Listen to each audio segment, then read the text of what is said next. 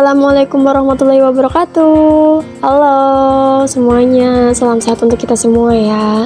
Perkenalkan, saya Inovia Indah, NIM saya 193020202019. Saya dari Program Studi Pendidikan Bahasa dan Sastra Indonesia, Angkatan 2019 Universitas Palangkaraya. Sebelumnya saya berterima kasih kepada Dr. Misnawati MPD selaku salah satu dosen pengampu mata kuliah Micro Teaching, dan terima kasih juga kepada teman-teman semua yang sudah berkenan untuk menonton video tugas saya ini.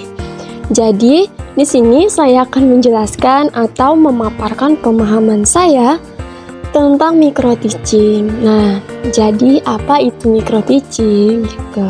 Saya pada awalnya mendengar kata micro teaching ini, yang di pikiran saya adalah kegiatan yang dilakukan sebelum ikut lomba. Nah, biasanya kalau kita mau ikut lomba itu ada yang dinamakan dengan micro teaching gitu.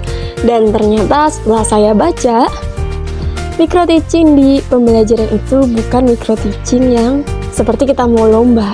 Itu ternyata berbeda gitu.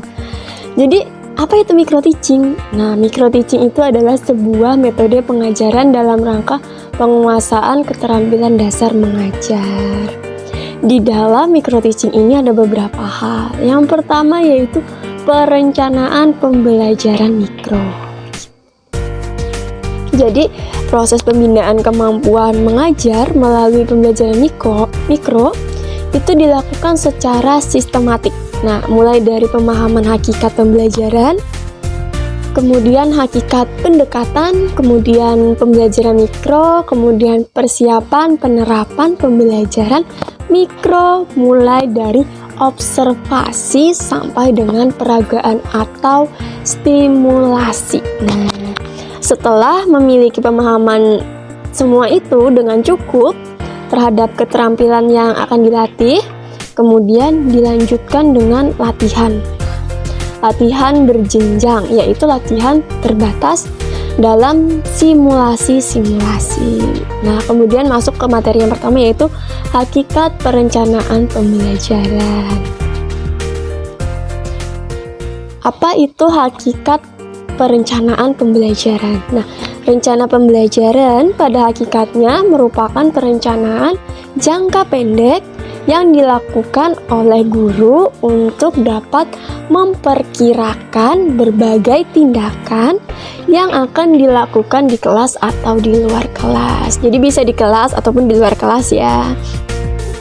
Nah, perencanaan sendiri itu dapat diartikan sebagai proses penyusunan. Nah, berbagai keputusan yang akan dilaksanakan pada masa yang akan datang untuk mencapai tujuan yang akan ditentukan. Di dalam hakikat perencanaan pembelajaran, di dalam perencanaan itu ada 3 hal penting. Apa aja itu? Nah, yang pertama adalah penyusunan keputusan. Kemudian yang kedua adalah pelaksanaan kegiatan di masa yang akan datang. Yang terakhir adalah untuk mencapai tujuan. Karena pada dasarnya perencanaan pembelajaran adalah suatu proyeksi aktivitas yang akan dilakukan oleh guru dalam melaksanakan proses pembelajaran. Di dalam pembelajaran sendiri itu ada unsur-unsur pokoknya. Apa aja itu gitu. Jadi di dalam pembelajaran itu ada 4 unsur-unsur pokok. Yang pertama adalah tujuan, kemudian yang kedua adalah isi atau materi, yang ketiga adalah metode atau proses. Yang terakhir adalah evaluasi atau penilaian. Nah, oleh karena itu, menyusun atau membuat perencanaan pembelajaran pada dasarnya adalah menyusun atau merumuskan keempat unsur tersebut ke dalam suatu rencana pembelajaran yang utuh dan terpadu. Kemudian, tujuan dan manfaatnya apa? Tujuan dan manfaat perencanaan pembelajaran sebagai suatu proyeksi. Perencanaan itu memiliki fungsi yang amat penting, terutama sebagai pedoman operasional pembelajaran. Contohnya adalah kita bayangkan ketika kita melakukan suatu pembelajaran, kemudian kita tidak merencanakannya gitu. Secara proses mungkin kita memang mengikuti proses pembelajarannya gitu. Tetapi target dan tujuannya tidak berjalan dengan baik. Jadi tujuan dan targetnya kita tidak tahu. Kita hanya mengikuti yang penting pembelajarannya aja gitu, dan pembelajarannya itu dilakukan dengan berjalan apa adanya aja gitu. Nah, selanjutnya adalah prinsip-prinsip perencanaan pembelajaran. Apa itu prinsip perencanaan pembelajaran? Nah, prinsip perencanaan pembelajaran merupakan ketentuan pokok yang menjadi dasar atau kaidah yang harus dijadikan dasar pemikiran ketika mengembangkan perencanaan pembelajaran. Jadi di dalam prinsip pembelajaran itu memiliki ciri-ciri. Nah, ciri-cirinya itu ada beberapa. Yang pertama yaitu memperhatikan karakter siswa. Biasanya siswa itu memiliki karakter yang berbeda-beda karena mereka terlahir dari orang tua yang berbeda-beda juga gitu. Jadi ada yang sifatnya A, sifatnya B, sifatnya C. Jadi sifat yang A dengan yang sifatnya B itu tidak sama begitu. Kemudian selanjutnya adalah berorientasi pada kurikulum yang berlaku. Jadi setiap sekolah itu memiliki kurikulum yang mungkin berbeda. Ada yang masih menggunakan kurikulum KTSP, ada juga yang sudah menggunakan kurikulum K13 gitu. Kemudian selanjutnya adalah urutan kegiatan pembelajaran dikembangkan secara sistematis.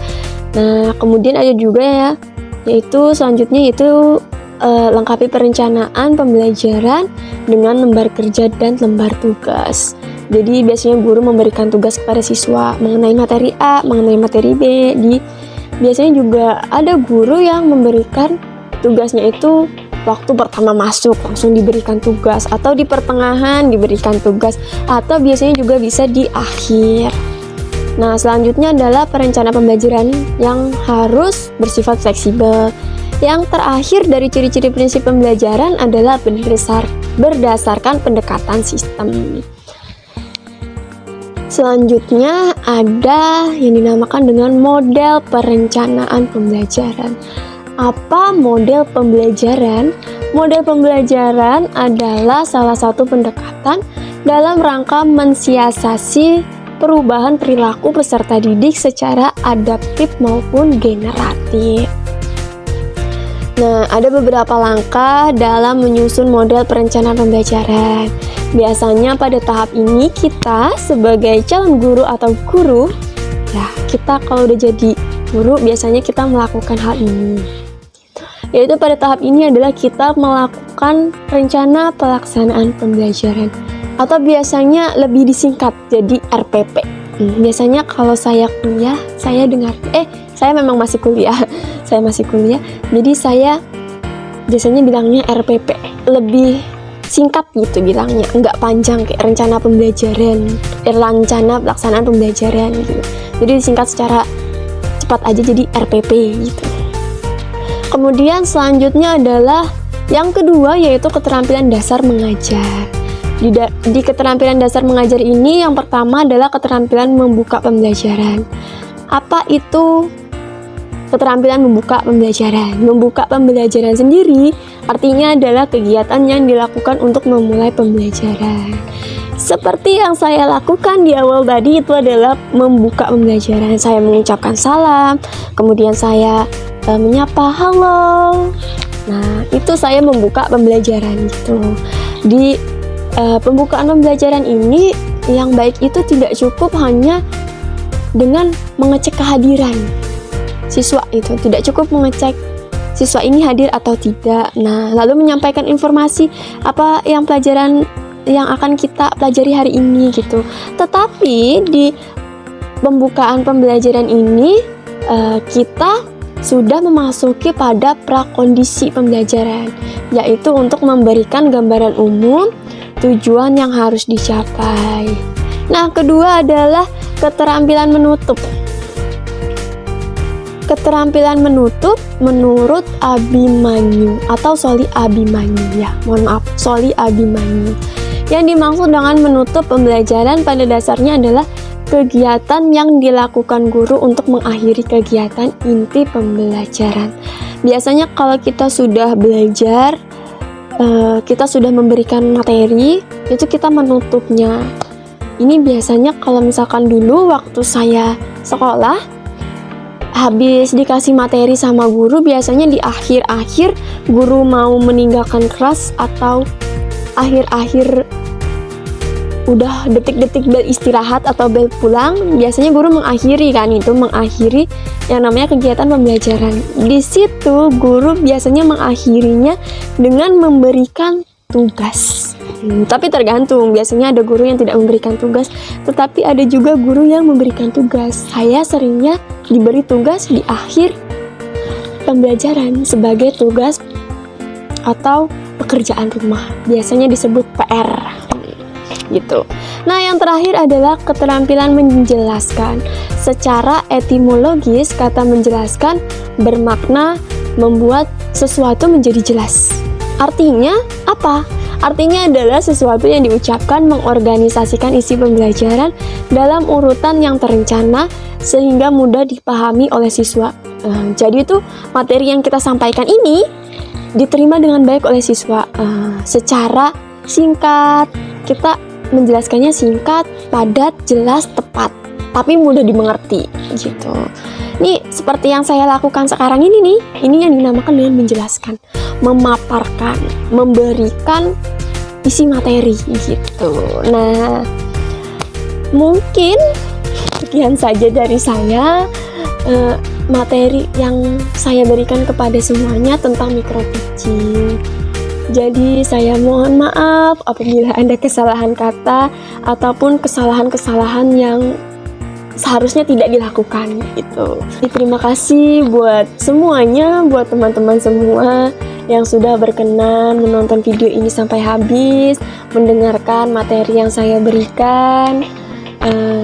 Boleh untuk jangan lupa di like, komen juga, boleh juga untuk dibagikan ke teman-temannya supaya teman-temannya tahu materinya gitu, supaya teman-temannya paham juga tentang micro teaching ini, walaupun sedikit, ringkas, tidak begitu banyak gitu. Semoga menjadi manfaat untuk semuanya. Materinya bisa dipelajari secara sendiri di rumah, mungkin sambil tiduran atau sambil makan, sambil ngapain ngerjain tugas, atau ngapain sambil mendengarkan, tidak apa-apa. Atau sambil bermain musik sambil mendengar, sambil bermain musik sambil mendengarkan juga tidak apa-apa. Terima kasih. Jadi itu saja yang bisa saya sampaikan. Untuk selebihnya saya mohon maaf ya. Sekali lagi saya mohon maaf untuk semuanya.